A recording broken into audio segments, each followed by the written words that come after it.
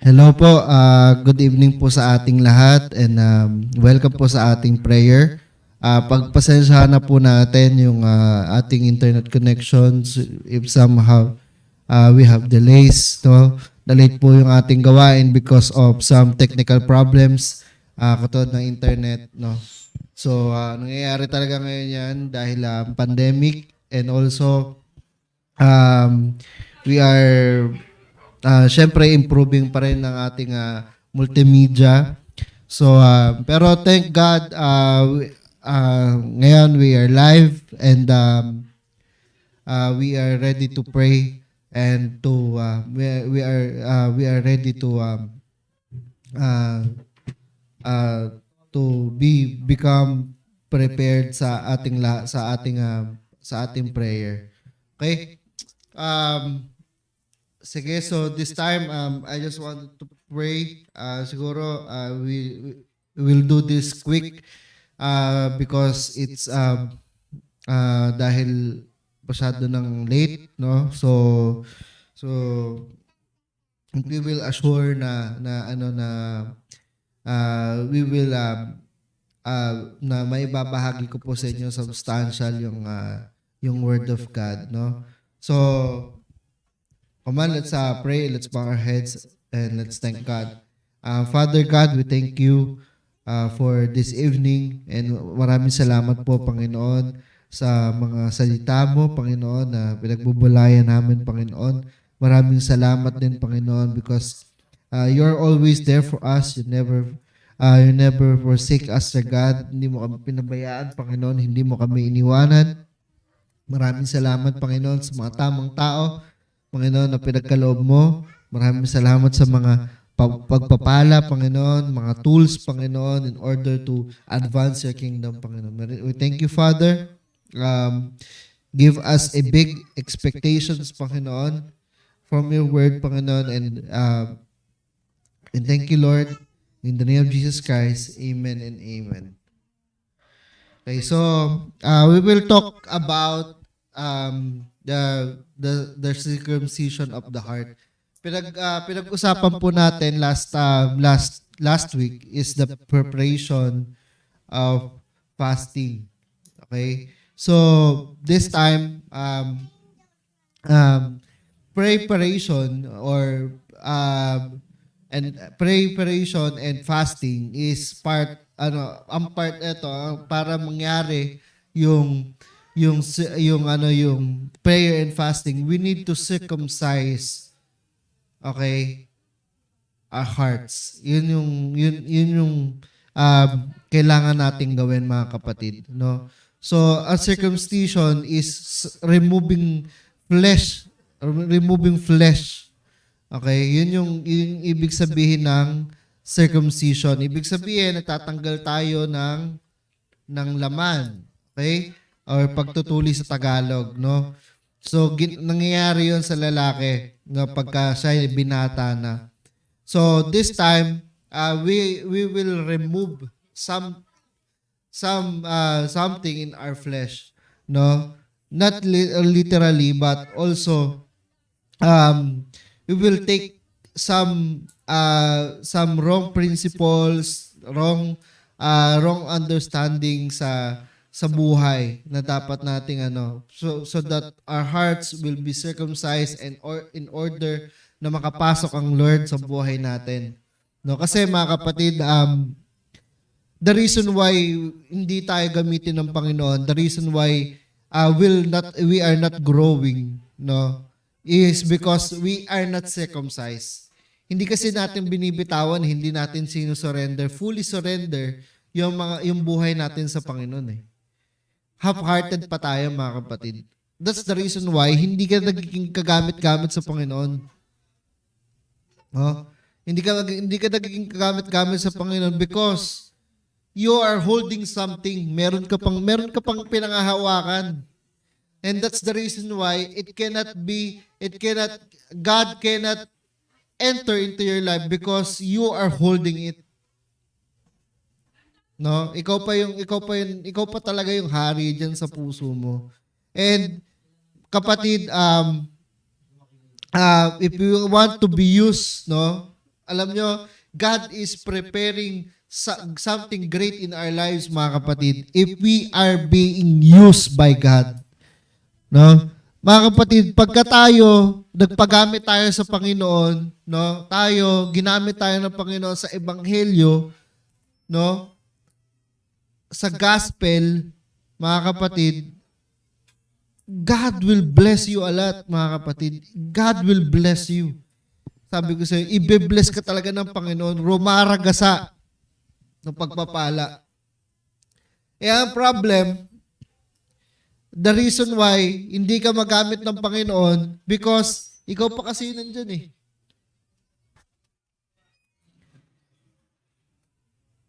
Di ba? Ikaw pa yung nandyan eh. Hindi pa nakakapag-take over si Lord sa'yo.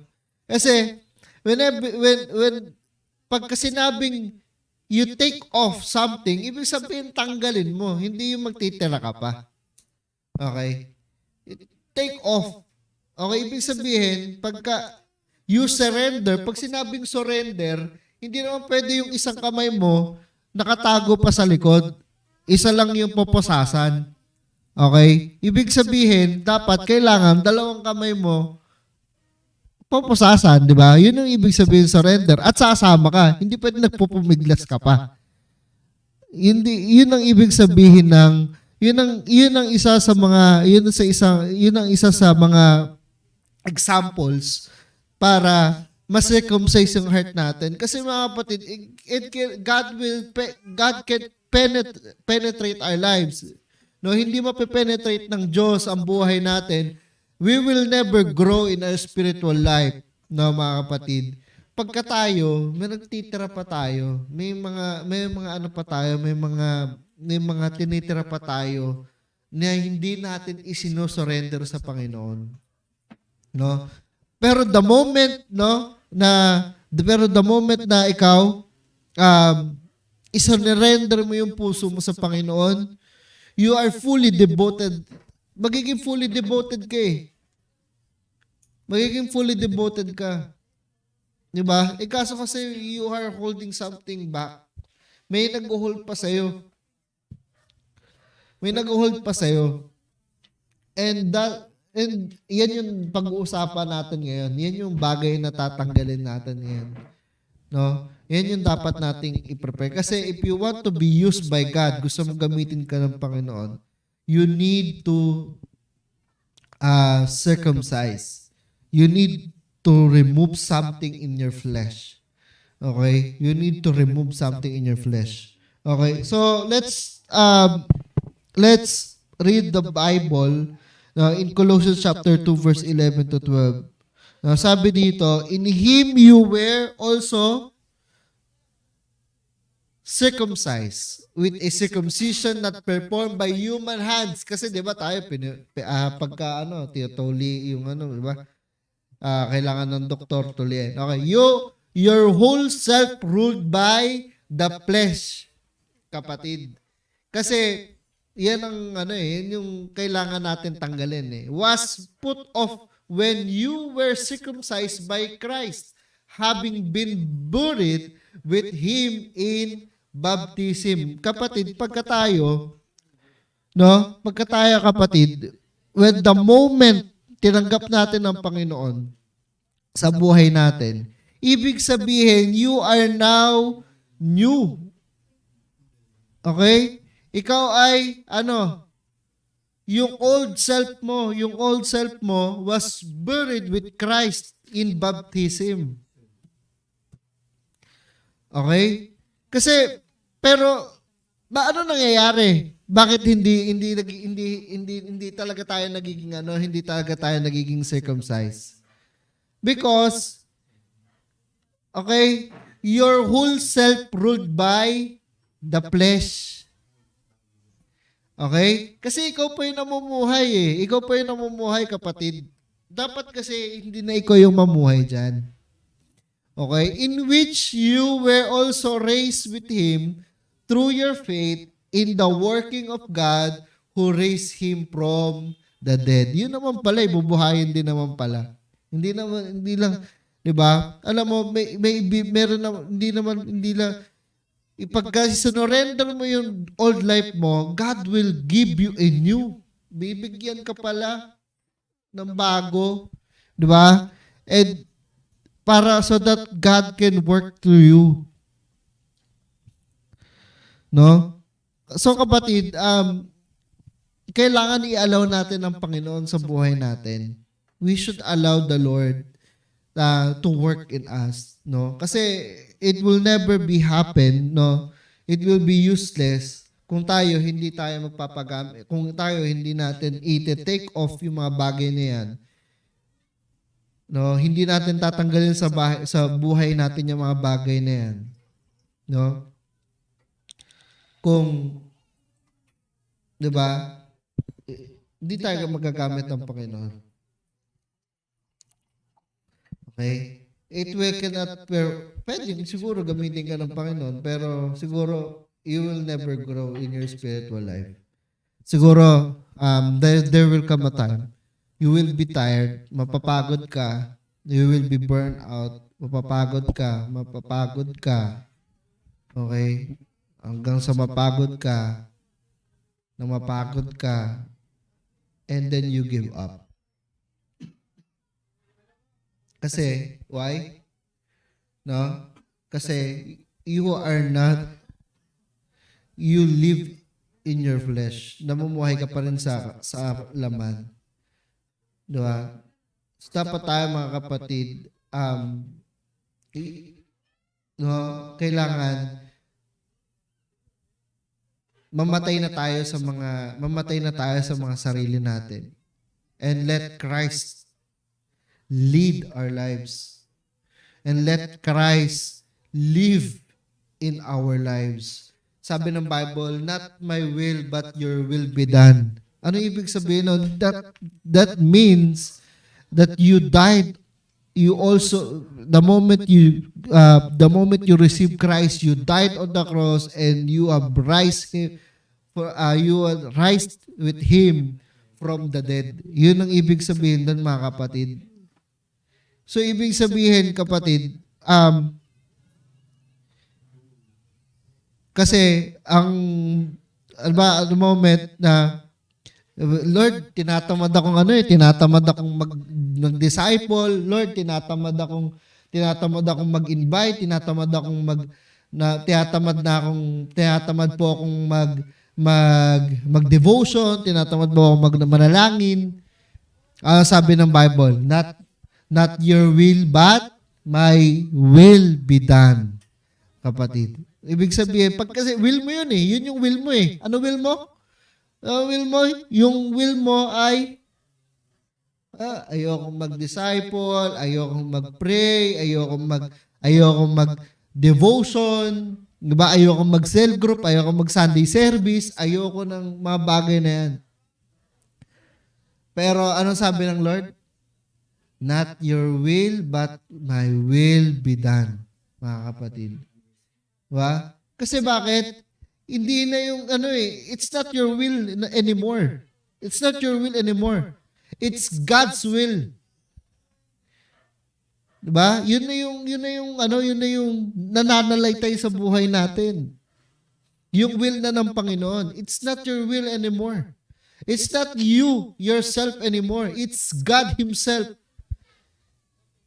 Diba? Ang nasa puso mo. That's the reason why kahit na ayaw mong gawin, gagawin mo. Bakit? Kahit ayaw ng katawan mo, kahit tinatamad ka, kahit ayaw gawin ng puso ng katawan mo, gagawin mo because it's God's will. Yun ang will ng Panginoon. Ba? Lord, kailangan ko unahin to eh. Kailangan ko unahin to eh. Kailangan kong gawin to eh. Iunahin to kasi sa gawain mo eh. No, not your will, but my will be done, mga kapatid. Not by will, but your will be done. Diba? Hindi yung kalooban ng Panginoon sa buhay natin. Ano ba kalooban ng Panginoon sa buhay natin? It's to grow in faith. It's to grow in Him. So, kapatid, it's not your will anymore. It's not you matters anymore. Hindi na. It's God's will. No? Yun na yung kailangan natin gawin, kapatid. Kaya ayokong mag-disciple. No, it's not your will anymore. It's God's will. No? Pero pagka ikaw, sabi mo, tiyatamad ako, will mo yun. Diba? Ayokong gawin to. Will mo yun. Ayoko mag-devotion, ayoko mag-pray. Will mo yun. But, ano yung will ng Panginoon? Sa buhay mo. Ang will ng Lord sa buhay mo is mag-pray ka, mag-grow ka sa spiritual life mo so that you enter God's promise. You overcome every obstacles in your life. You overcome every problems in your life. You are a solution. That's God's promise. That's God's will in your life. Yun ang will ng Panginoon sa buhay mo. Pero pag sinasabi mo laging ang ano ng sarili mo, sinasabi lagi ng sarili mo, di ko kaya yan. Di ako para dyan, nahiya ako. Di ko kaya yan, di ko na kaya yan. Kasi dahil ko nang ginagawa busy ako. Pero it's not you, yourself anymore. It's God's will. Kapatid. Di ba? So, right now, no, mga kapatid, we will pray, mananalangin tayo, no? Let's surrender ourselves to God. It's not my will, Lord. Again, Lord, it's not my will, it's your will be done. Yun pa rin, Panginoon, yun pa rin. Kung ano yung will mo sa buhay ko, Panginoon, yun pa rin ang mangyari, Lord. It's not my will anymore. Magde-devotion. Kaya ka magde-devotion kasi it's God's will in your life. Diba? Kaya ka magde-disciple kasi will ng Lord ng buhay mo yun. Kaya ka magde-devotion kasi will ng Lord sa buhay mo yun. Kaya magsisikap ka sa buhay, kaya ka mag-aaral, pagkasabahin mo yun, yung pagdi-disciple, yung personal relationship mo sa Panginoon, pag-aaral, no, at pagsisikap sa buhay, kasi that's God's will in your life.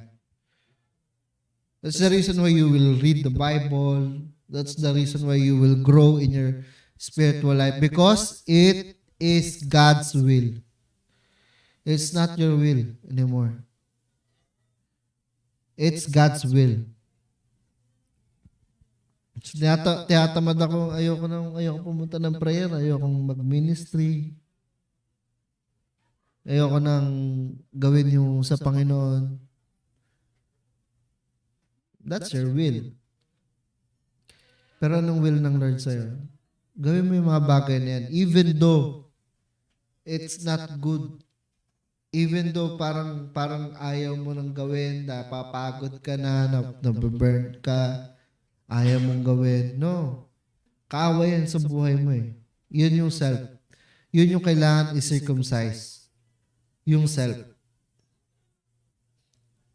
So kapatid, this time, I want to pray for you. I want to minister sa buhay mo. I want to pray for you.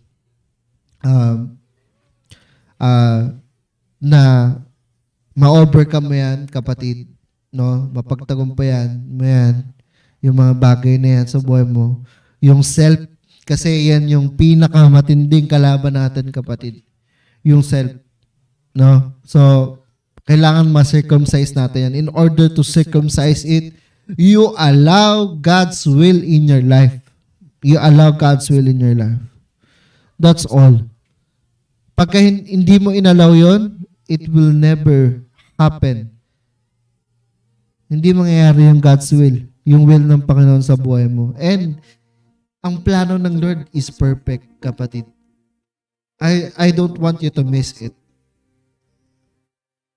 So, with all your strength, no? Lahat, gawin natin, kapatid, para magawa lang natin yung will ng Panginoon. Amen? So, let's pray. Father God, I pray for this sa mga viewers po namin, Panginoon. Sa lahat po na naman nanonood. We pray for them na continue to give them strength, Lord. Give them the courage, Lord. Give them the wisdom, Lord, to para in order, Lord God, to overcome, Panginoon, yung mga bagay na yan, Panginoon, yung mga problem sa buhay nila, Panginoon. Lord, this time, Lord, we surrender ourselves to you, Lord. Hindi na po kami, Panginoon, yung namumuhay dito sa mga buhay, Panginoon. But Lord, rule us, Lord. Lord, rule us, Panginoon. Ikaw po, Panginoon, by this time, Lord, we surrender it to you, Father. And Lord, ikaw po, Panginoon, ang mamuhay, Panginoon, yung will mo, Panginoon, ang susundin namin, Panginoon. Lord, still your will be done, Panginoon. Yung will mo pa rin, Panginoon. Hindi yung will namin, Panginoon. Lord, help us, Lord, na alam namin, Panginoon, with your blood, with the Bible, Lord God, with the right people, Lord God, in our lives, Panginoon, you have gave us, Lord, with the Holy Spirit, Panginoon, we know we can overcome all things in this world, Lord. All things in this world. Lord, with those things, Lord God, with the Holy Spirit, with the Bible, with the right people in our lives, Lord. Lord, we know we can overcome every areas of our lives, Panginoon, so that we can surrender it to you, Lord. Lord, this time, Panginoon, I know, Panginoon, kapatid, isuko mo yan, isuko mo yan sa Panginoon. Because it will never be, it will never grow all the areas of your lives if you did not surrender it to you. Kaya kapatid, this time, isurrender mo lahat ang buhay mo sa Panginoon. Because this is the right time for you to grow and mangyari yung will ng Lord sa buhay mo. If you have some problems, surrender it to God. That's the only way to surrender it to Him. Kaya kapatid, this time, we want to be, gusto namin na ipag-pray ka. If you have some problems, surrender it to God. Father, I pray, Lord God, sa aming mga viewers, give them the strength, give them the wisdom, Lord. Give them the right people to overcome. Give them the way, Lord. So that, Lord, if they cannot overcome it, Lord, hindi nila kayang ipasa yung test, Panginoon. Lord, you will give them a way out to pass the test, Lord. Lord, I know, Lord God, we are a solution, not a problem. Because, Lord, we have a God of solutions, Lord. You have healed us, Lord. Lord, you have overcome sickness, Lord. Lord, this time, Lord, we believe, Lord, that you have overcome sickness. Lord, we know, Lord God, that you overcome poverty, Panginoon, in our lives. You have the throne in your head, Lord. So that, Lord, pinakakawalan mo kami, Panginoon, sa poverty, Panginoon. Sa mindset ng poverty, Lord. Lord, you gave us, Lord. We thank you, Father, for giving us the wisdom, Lord God, how to create wealth, Lord, in our lives, Lord. In this pandemic, Panginoon, you give us wisdom, Lord. Thank you, Father. Thank you for all the resources you have given us, Lord, that is available, Lord God. Lord, we thank you, Father, for all the blessing, the right people you have given us, Lord. Lord, give us the right people to help us, Lord, so that we find ways, Lord God, in our lives, Panginoon. We thank you for our cell group leaders. Thank you for our pastors, Lord. Thank you for our mentors you have given us, Lord. Lord, thank you for the Holy Spirit to empower us, Panginoon. We thank you, Lord, for the Holy Spirit to empower us, Lord God, so that we can do more in your presence, Panginoon. Lord, again, Lord, itong mga bagay na ito, Panginoon, mga circumstances namin, yung mga problems namin, Panginoon, Lord, still, Panginoon, it's your will be done, Panginoon. We thank you, Lord. Lord, bless our family, protect them. We know, Lord God, you have covered us, Lord God. Our houses, cover us with your blood, Panginoon. Lord, we know that your blood cover us from diseases, every poverty mindset, Panginoon, every wrong other people, Sir God, in our lives, Sir God. Lord, we thank you, Father, because you're always there for us, Panginoon. Hindi mo kami pinabayaan, Panginoon. Salamat po. Salamat po, Panginoon. We thank you, Lord, in the name of Jesus Christ. Amen and amen. Okay, so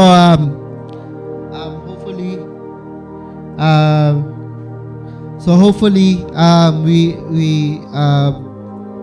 na narinig niyo po yung prayer, and still kapatid, this time if you have problem, lay down it to God, no, and God will guide you. God will give you a way out from those problems, kapatid. Kaya magtiwala tayo sa Panginoon. Huwag tayong bibitaw sa Panginoon. Never trust in yourself. It's deceiving, kapatid. Always trust the Lord, His will in your life. Ialam mo ang Lord sa buhay mo. So, this time siguro, yun lang po ang ating pagbubulay-bulayan ngayon. Yun lang po ating pag-pray. And we encourage you next week of our prayer as the same time. Forgive siguro pasensya na po sa mga viewers natin if some connection are failing, pero you can watch this on recording on our YouTube channel, also on recording in our YouTube pagkatapos na itong live. Okay? So, thank you guys, and God bless, and keep us safe.